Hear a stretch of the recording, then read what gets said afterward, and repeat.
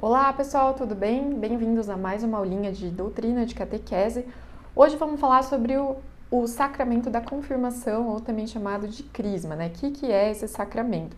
Então, junto com a Eucaristia e o batismo, como eu falei para vocês, ele é um dos sacramentos da iniciação cristã.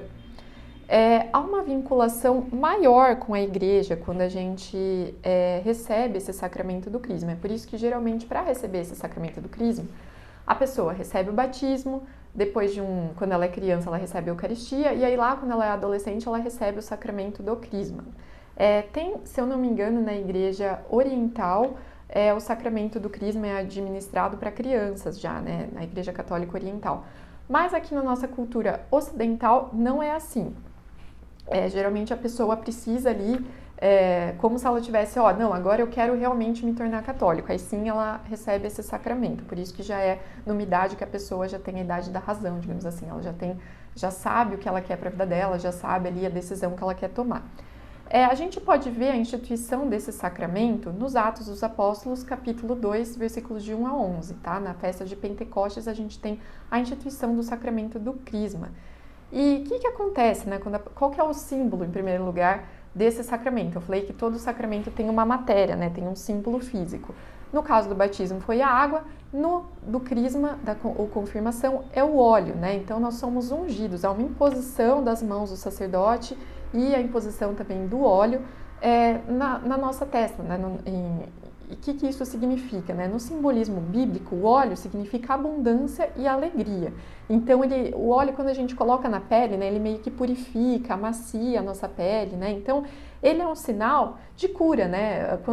Antigamente, quando as pessoas tinham alguma ferida, você usava azeite, você usava óleo para sarar essas feridas, né?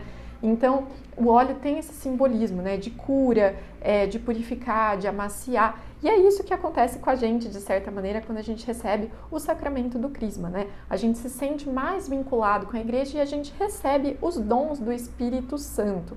Então, quais são esses dons, esses efeitos que tem o sacramento do crisma sobre a gente? Então, a gente se enraiza mais profundamente na fé católica, a gente se sente mais parte da fé católica, né? A gente se sente mais unido a Cristo. A gente aumenta em nós os dons do Espírito Santo.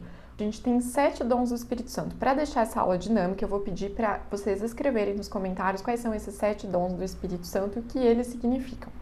Bom, mais um efeito que a gente tem aí é que a gente se sente, a gente ganha, né, uma força especial do Espírito Santo para defendermos a fé católica. Então, quando a gente recebe o crisma, a gente faz uma aulinha de catequese e aí meio que uma das frases, né, pelo menos na minha época, né, já faz um tempinho, era qual que é a missão do crismando, né? Ser sal e luz no mundo, que é a missão do cristão. Então, o que é ser sal e luz no mundo? É fazer a diferença no mundo sendo uma pessoa melhor, sendo uma pessoa boa, né? E é isso, a gente ganha a força de Deus, uma força extra, para ser sal e luz no mundo, para conseguir cumprir essa missão. Hoje, né, como cristãos no mundo, a gente enfrenta aí muitas dificuldades, né? As pessoas zombam da fé católica, as pessoas não entendem direito a fé católica, as pessoas às vezes têm vergonha de defender a fé católica. Então, com o sacramento do crisma, você ganha uma força extra para defender a fé mesmo e para entender também a fé. Todo mundo que recebe o sacramento do batismo pode receber o sacramento do crisma também. E a preparação para esse sacramento deve conduzir o cristão, a pessoa, a uma união mais íntima com Cristo. Então, se quando você fez a primeira comunhão você teve uma catequese um tanto básica, agora você vai tentar ter uma catequese um pouco mais profunda e buscar um pouco mais entender a fé católica para receber esse sacramento. Para receber esse sacramento, o que você precisa estar? Em estado de graça. O que é isso? Confissão em dia. A gente vai chegar no sacramento da confissão logo. Assim como para o batismo, né, a gente recomenda o batismo, eu não comentei isso, mas é recomendado que tenha um padrinho, que seja alguém, quem é o padrinho ou a madrinha? É alguém que vai rezar por aquela pessoa, que seja um bom católico, um bom cristão e que ajude aquela pessoa na fé, né, seja um apoio para aquela pessoa na fé. No sacramento do crisma acontece a mesma coisa, é costume de que você tenha um padrinho ou uma madrinha que seja o quê? Uma pessoa que quando você tiver dúvida de fé, quando você tiver precisar de qualquer coisa, você vai recorrer àquela pessoa, ela vai ser uma pessoa que vai te dar um apoio, um suporte na fé e na vida também.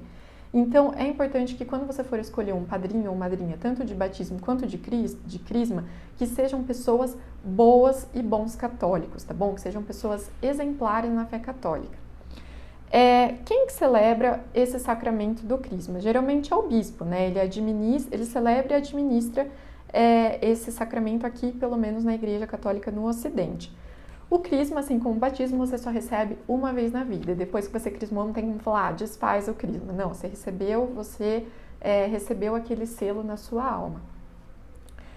Se alguém tiver mais alguma dúvida, esses sacramentos, as aulas dos sacramentos são rápidas. Se vocês tiverem dúvida ou se alguma coisa não ficou claro, deixa nos comentários. Um abraço.